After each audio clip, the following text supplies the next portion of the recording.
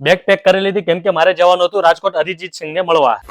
Good morning દોસ્તો, જય શ્રી કૃષ્ણ. સવારમાં નાઈને કરી લીધી પૂજા અને ચકાચક રેડી થઈને આવી ગયો નાસ્તો કરવા. આજે તો નાસ્તામાં ભાખરીને પણ ટક્કર આપે એવા થેપલા અને ચા હતી. ફટાફટ નાસ્તો કરી લીધો અને જિંદગીમાં બધું ધૂંધળું ધૂંધળું દેખાતું હતું એટલે હેલ્મેટનો કાચ સાફ કરી નાખ્યો.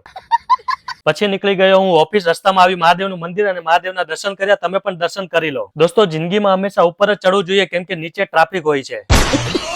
ઓફિસનું કામ પતાઈને નીકળી ગયો પોલીસ સ્ટેશન પરમિશનનું કામ પતાવે. એ પતાઈને આવી ગયો ઘરે તો કિંજલ રસોઈ બનાવતી હતી. પછી બંને બેસીને મસ્ત જમી લીધું અને પાછો લાગી ગયો કામ પર. કામ પતાઈને એક રીલનું શૂટ કરવા લાગ્યા. એમ તો હું ધોળો જ છું પણ આ મેકઅપ પતાવવાનો હતો એટલે થોડો કરી લીધો. પછી તો ફટાફટ રીલનું શૂટ કર્યું અને હું બેગ પેક કરવા લાગ્યો કેમ કે આપણે જવાનું હતું રાજકોટ અરિજીત સિંહને મળવા. જિંદગીમાં આપણને એક જ વસ્તુનો શોખ છે, એ છે શૂઝ. કોઈને પણ બહુ મારવાની ઈચ્છા થાય તો સારી સારી બ્રાન્ડના 4-5 શૂઝ મારા મોઢા ઉપર મારજો, હું ખુશી ખુશી સ્વીકારી લઈશ. પછી આપણે કરી લીધી હનુમાન ચાલીસા અને કિંજલ બનાવવા લાગી સાંજની રસોઈ. રસોઈ બની ગઈ એટલે સહપરિવાર જમી લીધું અને નીકળી ગયો બસ સ્ટેન્ડ જવા કેમ કે 10 વાગે રાજકોટની બસ હતી. કાલનો વ્લોગ આવશે રાજકોટથી. તો મળીએ આવતીકાલે નવા વ્લોગમાં. જય શ્રી કૃષ્ણ, જય માતાજી.